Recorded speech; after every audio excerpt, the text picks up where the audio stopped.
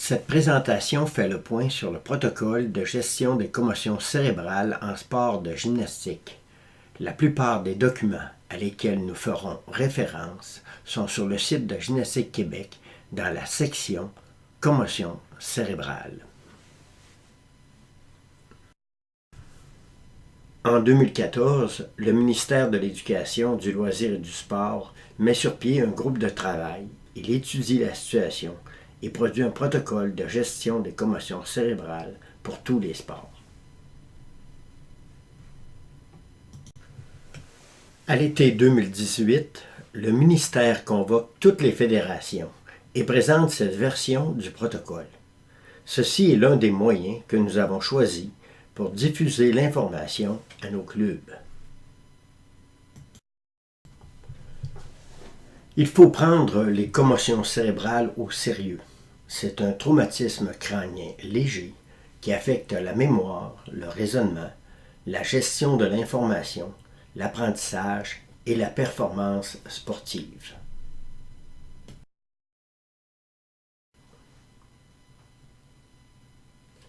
Cette blessure résulte du mouvement du cerveau dans la boîte crânienne. Lors d'un choc, le cerveau heurte la paroi crânienne, ce qui crée la blessure. Parce que c'est sérieux, il faut absolument avoir une période de repos suite à un choc laissant présager une commotion cérébrale. Sans ce repos essentiel, un retour rapide à l'entraînement veut dire de 3 à 5 fois plus de risque d'une nouvelle commotion. Et les effets sont cumulatifs. Une nouvelle commotion sera possiblement plus grave, entraînant des séquelles plus importantes, une récupération plus longue. Parfois, les conséquences sont catastrophiques. Bien que nous n'ayons pas de statistiques dans nos sports, nous savons tous que ça existe. Comme nos participants sont à un âge où ils sont particulièrement vulnérables, nous avons un devoir de prudence et l'obligation de les protéger.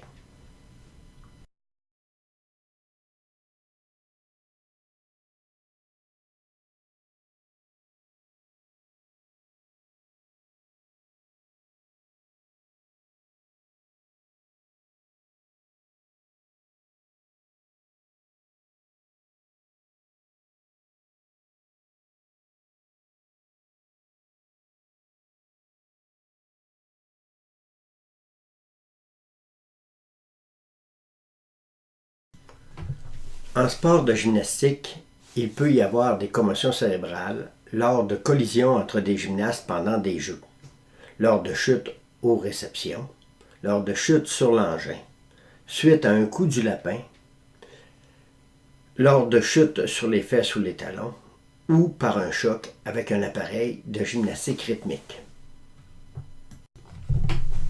Bien sûr, on ne peut pas complètement faire disparaître les accidents causant les commotions cérébrales. Cependant, on peut diminuer le risque par une pratique dirigée. Enseigner correctement les éléments permet de construire une bonne perception, menant à moins de perte de contrôle. Une bonne préparation physique permet de muscler le cou, diminuant les risques de coups de lapin.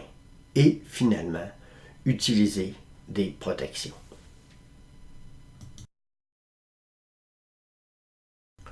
La difficulté avec les commotions cérébrales, c'est que c'est parfois difficile de les observer. Comme vous pouvez le lire sur cette diapositive, les symptômes ne sont pas spécifiques et sont variables, et que les conséquences peuvent être graves même s'il n'y a pas eu de perte de conscience. Il est aussi important de souligner que l'absence de signes et de symptômes n'est pas garante de l'absence de commotion cérébrale chez l'athlète. C'est pour cela qu'un sportif doit être retiré de l'entraînement ou de la compétition aussitôt que l'on soupçonne un accident ayant pu causer une commotion cérébrale et qu'il demeure en observation.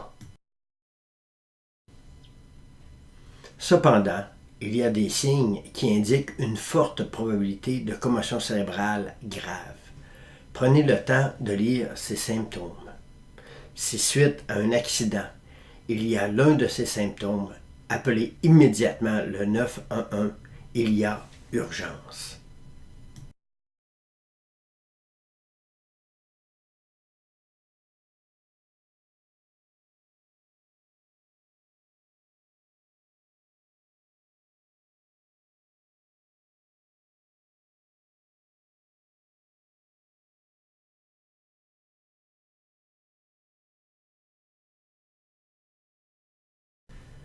Bien entendu, nous n'aurons pas à appeler le 911 dans tous les cas.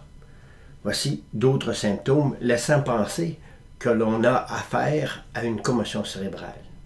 Notez en bas de page l'adresse d'un site Internet pour plus d'informations.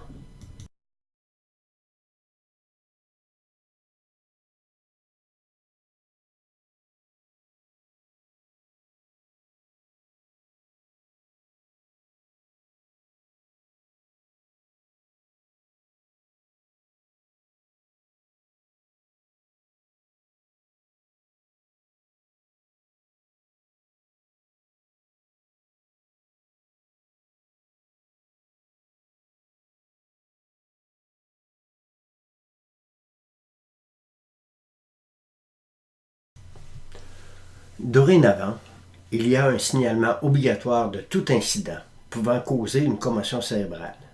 Nous avons tous l'obligation de déclarer ces situations. Le premier à devoir le faire, c'est le participant. Il doit déclarer les signes de commotion à l'entraînement, mais aussi dans d'autres activités. En début de saison, nous vous recommandons de faire signer le contrat de l'athlète pour que ce soit clair. Nous vous recommandons aussi de faire remplir le questionnaire sur les antécédents de santé et de le tenir à jour pour faciliter la gestion des blessures. Vous retrouverez ces documents sur notre site Web.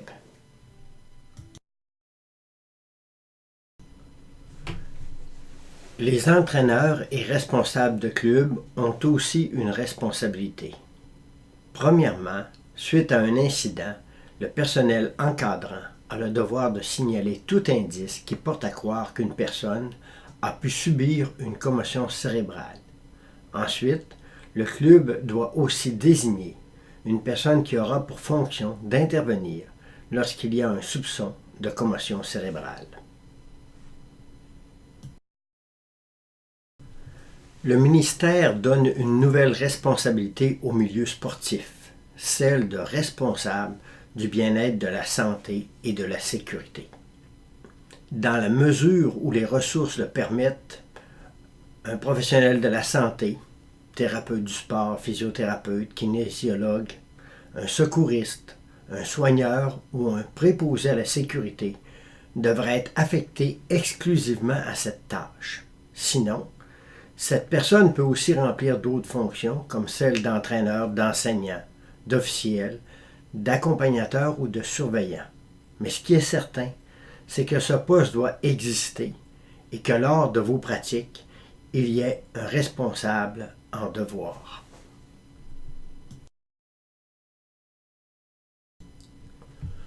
En cas d'incident, la personne responsable du bien-être, de la santé et de la sécurité doit vérifier la présence de signes ou de symptômes auprès du participant à la suite de son retrait.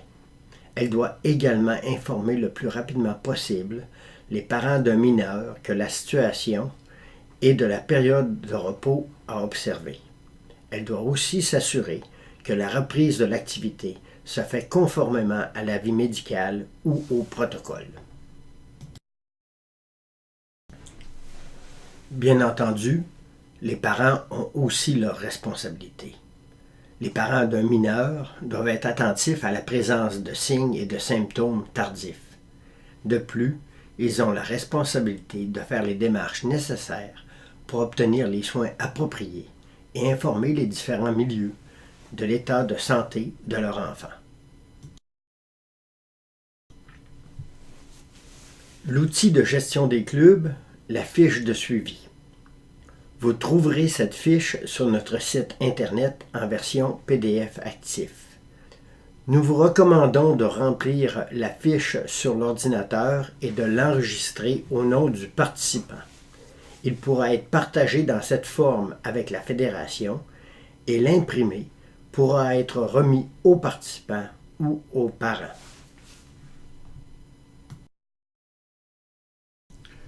Voici les 2 pages de la fiche de suivi. Dans les prochaines sections, nous expliquerons comment remplir cette fiche.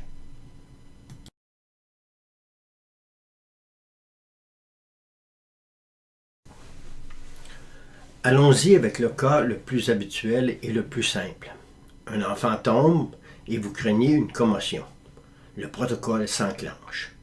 Le participant rencontre la personne désignée. Le responsable remplit la fiche, nom, âge, date de l'événement, en jaune dans notre exemple. Il remplit la section détection, retrait de l'activité pour 2 jours. Il est retiré pour l'une des 3 raisons qui se trouvent dans la zone en vert. Vous cochez la ou les cases appropriées. Vous cochez dans la zone bleue si le participant est mineur et vous décrivez les circonstances de l'incident dans la case en orange. Le responsable envoie la fiche à la fédération et remet une copie de la fiche aux participants ou aux parents du participant mineur. 2 jours plus tard, le participant revient et tout va bien. Il n'a pas eu de symptômes. Vous remplissez la fiche période d'observation en rouge.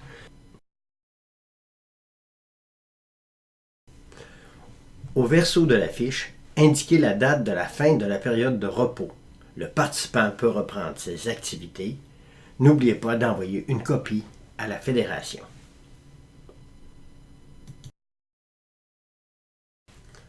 À partir de maintenant, nous traiterons de ce qui se passe s'il y a des symptômes. Notez que la démarche sera la même si les symptômes sont apparus pendant la période de repos.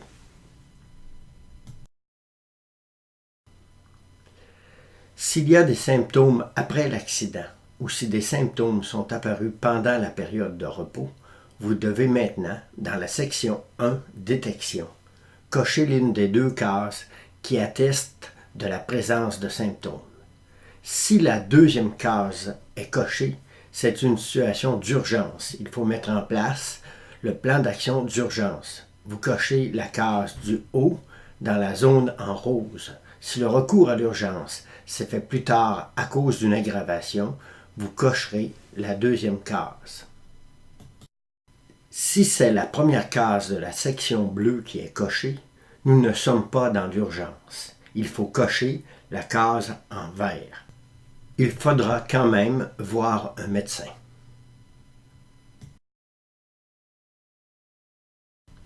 Dans la section 2, période d'observation, il faut cocher la case en bleu et la case demandant une évaluation médicale.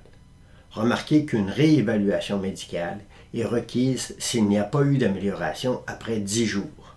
Un petit rappel, si des signes ou des symptômes sont apparus ou s'il n'y a pas eu d'amélioration, la période de repos de 2 jours recommence. Il est maintenant temps de passer au verso de la fiche. Dès que des symptômes ont été observés ou rapportés, il faut remplir la section 5.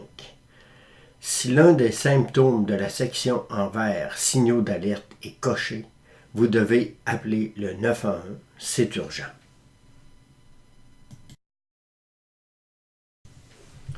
Dans les autres cas qui ne nécessitent pas le 911, les signes et symptômes devraient se retrouver dans la zone en vert. Il faut cocher tout ce qui se rapporte à ce cas. Il est maintenant temps de regarder comment se fera la reprise graduelle des activités. La section 3 nous permet de faire le suivi des diverses étapes. Tout d'abord, la période de repos. Nous ne cochons cette case que si le participant a respecté une période de repos physique et intellectuel et que les symptômes ont diminué. Ensuite, on peut poursuivre le protocole. La reprise des activités intellectuelles, physiques et sportives peuvent se faire en même temps. Cependant, pour que les étapes 1 et 2 relatives aux activités intellectuelles et les étapes 1, 2 et 3 relatives aux activités physiques et sportive soit réussie, il doit y avoir une diminution des symptômes, sinon il faut revenir à l'étape précédente. Pour les étapes suivantes, il ne doit pas y avoir de réapparition des symptômes, sinon il faut revenir à l'étape précédente.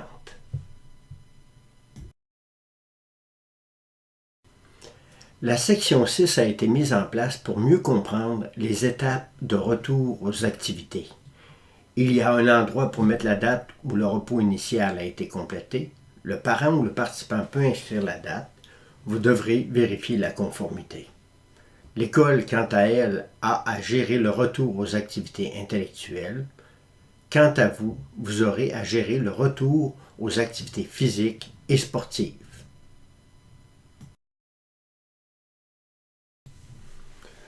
Pour vous aider, vous pouvez consulter sur le site de la Fédération, dans la section commotion cérébrale, un document qui est plus spécifique à nos sports. Dans ce document, les activités pour chaque étape y sont listées. La période pour chaque étape est plus longue. Comme nos sports sont exigeants pour le cerveau, nous recommandons de suivre l'avis de nos experts plutôt que la fiche générale.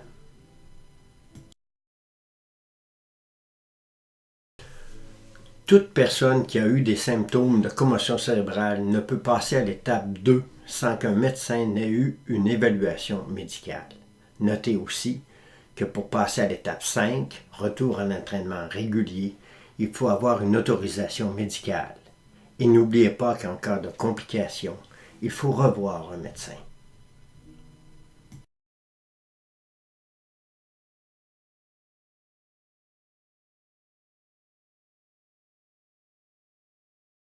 Pour terminer, voici un exemple de poster pour votre club.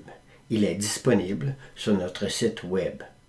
Vous pourrez aussi trouver une copie PowerPoint de cette vidéo sur notre site web que vous pouvez télécharger.